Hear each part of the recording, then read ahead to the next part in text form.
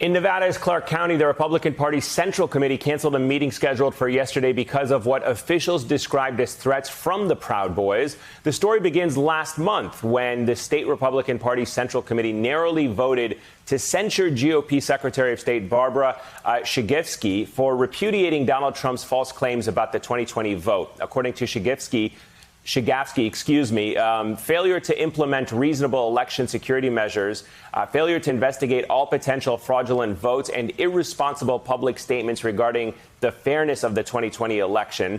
Then just a few days ago, the Las Vegas Review-Journal published a report uncovering claims that the state Republican Party chairman invited members of a far-right forum, including the local chapter of the Proud Boys, to provide the deciding votes in the censure of Shigefsky. The chairman denies this claim, and the report prompted the Republican caucus in the state Senate to launch an investigation into the censure vote and led to local GOP officials in Clark County canceling their Central Committee meeting for fear of violent demonstrations from none other than the Proud Boys. Joining me now from Las Vegas is Jon Ralston, editor of the Nevada Independent and an MSNBC political analyst. Jon, it's great to have you back on the program. What is going on here? Because I can't wrap my head around this. From these reports, it seems these individuals tied to the Proud Boys are trying to wage a full-scale takeover of the Clark County Republican Party.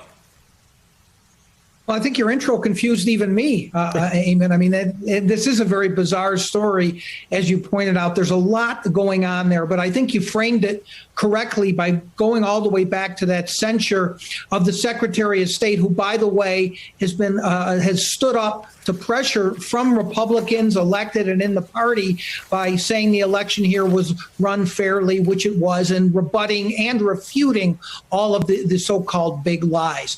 This is partly internal party politics. The Clark County Republican Party, for those who don't know, that's Las Vegas. It's the biggest Republican county party, has been feuding with the state party and doesn't like the chairman, Michael McDonald, who is now being accused of using these Proud Boys to maintain his power and to help censure Shigefsky. There's a lot of circumstantial evidence here, Eamon, a lot of smoke, but there's not any real fire. Shigefsky was censured by about 14 votes. They've only been able to identify 3 or 4 of these Proud Boys, and all they did was boast about being deciding votes at that election. Nobody knows if that really occurred.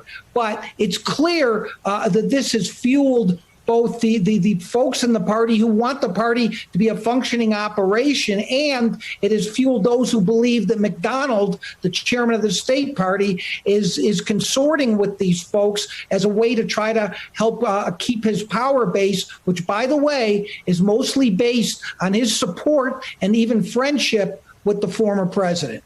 So speaking of Barbara Shigefsky, are there people in the power structure of the Nevada GOP who are actually willing to stand with her and say that 2020 vote was free and fair? Or is she out on her own there? Yeah, it's a great question, and it's been very frustrating to try to get any of these elected officials on the Republican side to come out and say that. There have been a handful. There's been a state senator and an assemblywoman in the Republican Party who have come out and said that Barbara Shigefsky has been a great Secretary of State and stood up during the so-called big lie. But most of them have either been part of the so-called Stop the Steal movement or have been mum on this. And so that again is emblematic, as you know, Eamon, of what's going on around the country, is most of these Republican elected officials and activists being cowed by the so-called enduring power of Donald Trump to cause problems for them. So this is kind of a microcosm of what's going on with this so-called Proud Boys story. Yeah, it's also something we see play out in Washington, D.C. as well. Jon Ralston in Nevada for us. Jon, thank you as always.